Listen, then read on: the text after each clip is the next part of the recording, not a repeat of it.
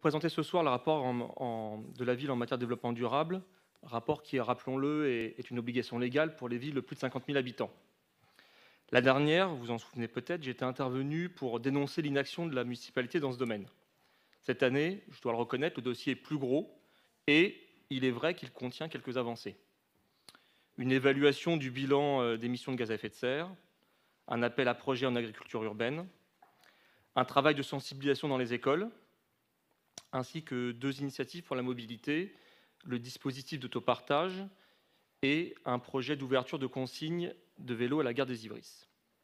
Il y a donc un peu de mieux, c'est vrai. Mais on partait de loin.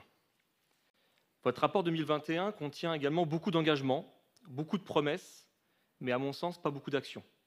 En tout cas, pas à la hauteur des enjeux et de l'attente des habitants. Un exemple. Vos engagements de réduction de gaz à effet de serre sont à horizon 2030 et 2050. Où est l'objectif à court terme? Pourquoi ne tout simplement pas avoir pris un objectif à 4 ans à la fin de votre mandat? Je voudrais également aborder 5 enjeux. Tout d'abord, le sujet de la végétalisation. Votre bilan 2021 met en avant 80 arbres plantés, 50 la dernière. Est-ce sérieux? Est-ce sérieux alors même que des milliers d'arbres sont détruits par tous les projets immobiliers?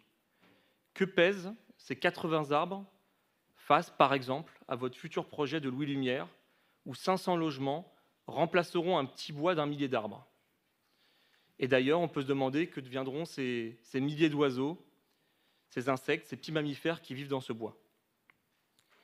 Il existe, et peut-être que Madame Claveau le connaît, il existe plusieurs projets de forêts urbaines, notamment venus du Japon, que je vous invite à regarder de près. Et en parlant de bois, j'aimerais également savoir ce que devient l'arrêté de biotope sur le bois Saint-Martin. Deuxième enjeu, le développement économique.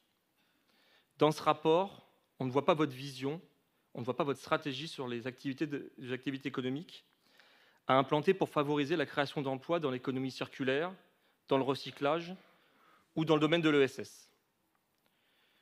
Je ne reviendrai pas, ou en tout cas j'y reviendrai rapidement, sur l'implantation d'Amazon à Noisy, leader mondial de l'évasion fiscale et de l'hyperconsommation.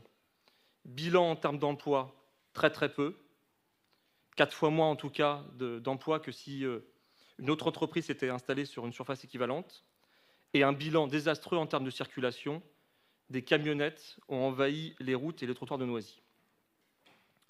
Troisième enjeu, la gestion des déchets. De petits projets de composteurs dans les écoles et dans le futur quartier de l'île de la Marne ont été présentés. C'est bien. Je vous rappelle tout de même que le meilleur déchet est celui qu'on ne produit pas. Votre politique devrait donc s'articuler autour du concept des 5 RC: refuser, réduire, réutiliser, réparer, recycler et composter. Où est la politique volontariste de la ville? Où est la promotion, la généralisation du tri sélectif? Il serait temps que la ville montre l'exemple en bannissant définitivement le plastique de tous les événements de la ville et en fasse de même en l'imposant à ses prestataires. Ce n'est pas le cas aujourd'hui. Quatrième enjeu, la restauration scolaire. Un renouvellement du contrat de restauration collective aura lieu prochainement. En tout cas, il a été lancé. On regrette qu'il ait été lancé sans la concertation des associations de parents d'élèves. Ce contrat, qui a été diffusé, est largement insuffisant. Rien sur la limitation et la valorisation des déchets. Très peu sur le produit de circuit court et le bio, à peine 20%. On est d'ailleurs très loin des 100% que vous annoncez dans votre programme. Aucune interdiction des barquettes en plastique, alors que l'enjeu en termes de santé publique est important.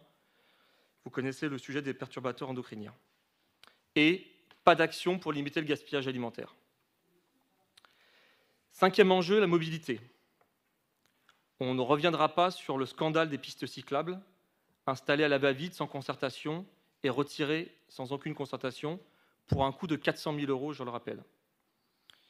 La ville dispose aujourd'hui d'une station GNV à Mondest, c'est très bien.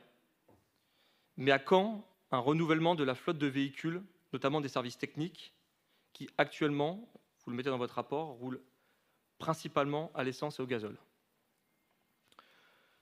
Sur le sujet des mobilités, on aimerait également que des engagements soient pris, vous n'en faites pas encore référence, sur l'arrivée d'un parc de stationnement dans les 2 plus grandes gares de la ville, à Mont-d'Est et au Champy, ainsi que l'avancée sur le projet de RERV, qui est l'outil principal pour favoriser les déplacements domicile-travail, ou autrement appelé par les cyclistes, vélo-taf.